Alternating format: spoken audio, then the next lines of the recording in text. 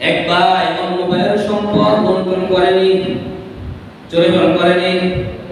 বলে আমি ব্যবসা করি, আরেকজনে আমার কাছে একটি চাঁদা দাও, হয় না?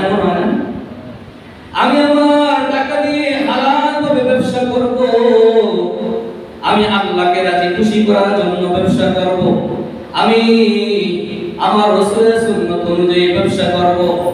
চাঁদা কিসের? যদি চাঁদা দিতে হয়, আল্লাহ তাআলা বলেন ওমিম্মা রাযাকনাহুম ইউনফিকুন, তোমাকে ব্যবসা বাণিজ্যের মাধ্যমে আমি টাকা পয়সা দিয়েছি, তোমাকে আমি চাকরি বাকরির মাধ্যমে আমি এরকম ভাবে রিজিক দিয়েছি, ওই রিজিক থেকে তুমি আল্লাহর রাস্তায় খরচ করো।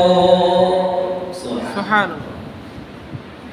এই জন্য আল্লাহ তাআলা বলেছেন ওয়ালা তাকুলু আমওয়ালাকুম বাইনাকুম বিল বাতিল ওয়া তুদলু বিহা ইলাল হুকাম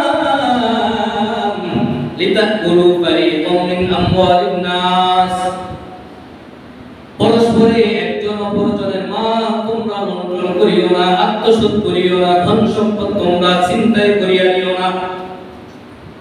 আমার সম্পদ রয়েছে, আমার পাশের জনের সম্পদ রয়েছে, তার অনেক টাকা পয়সার প্রভাব বেশি, ক্ষমতার প্রভাব, অনেক টাকা পয়সা আছে, অনেক ক্ষমতা আছে, এই জন্য আমি দরিদ্র মানুষ, আমি গরিব, আমি এতিম, আমার সম্পদ সে লুটপাট করার জন্য বিচারকের কাছে যায়নি, জোরে বলেন যায়নি।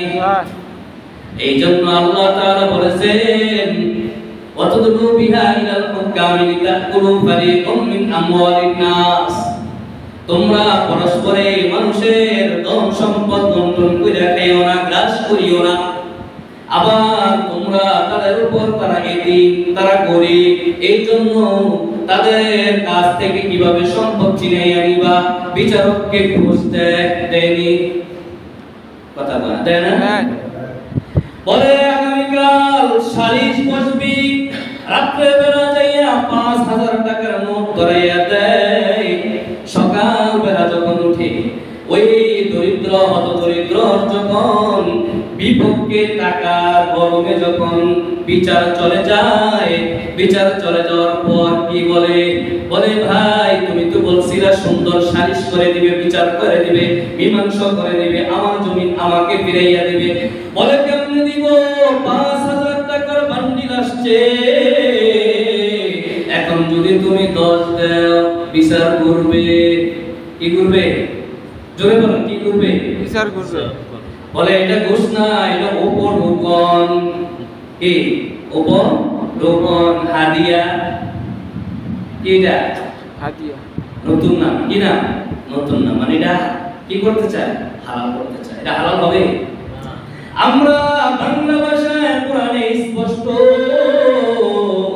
এইটার নাম হচ্ছে ঘুষ। কি? জোরে বলেন নাকি? ঘুষ। আমরা কি ভয় পাই? তো যারা ঘুষ খায় না, যারা সুদ খায় না, তাদের ভয় কিসে? ভয় আছে? আল্লাহ তাআলা বলেন তোমরা ওই তাদের ধন সম্পদ নেওয়ার জন্য তোমরা বিচারকদেরকে উপঢৌকন দিও না, ঘুষ দিও না। কি বলছে আল্লাহ তাআলা? সূরা নিসা 10 নম্বর আয়াতে বলেন ইন্নাল্লাযীনা ইয়াকুলুনা আমওয়ালাল ইয়াতামা যুলমান ইন্নামা ইয়াকুলুনা ফী বুতুনিহিম নারা ওয়া সায়াসলাউনা সাঈরা। আল্লাহ তাআলা নাতিয়া বলে এতিমের মাল তোমরা ভক্ষণ করিও না। বলে আমার বাবা নাই, আমার চাচা, আমার চাচাতো ভাইদের অনেক প্রভাব, অনেক শক্তি, অনেক ক্ষমতা, আমার বাবা নাই বিদায় আমার বাবার সম্পদ আজ তারা লুণ্ঠন কইরা খায়, এমন আসেনি? বলেন নাই? আল্লাহ তাআলা বলেন যদি এতিমের মাল খাও, এতিমের হক নষ্ট করো, তোমরা এতিমের মাল খাইলা না, তোমাদের পেটের মধ্যে আল্লাহ তাআলা বলেন তোমাদের পেটের মধ্যে আগুন ঢুকাইলা। কি ঢুকাইলা? জোরে বল, কি ঢুকাইলা? আগুন ঢুকাইলা। আমরা ভাই 3 জন, বোন 5 জন, 6 জন। চিন্তা ভাবনা করে বোনের হক কিভাবে নষ্ট করা যায়। বোনকে 9-6 দিয়া বুঝতে, ভাইয়েরা সম্পদ সব কিছু নিয়ে যায়, ঠিক নি?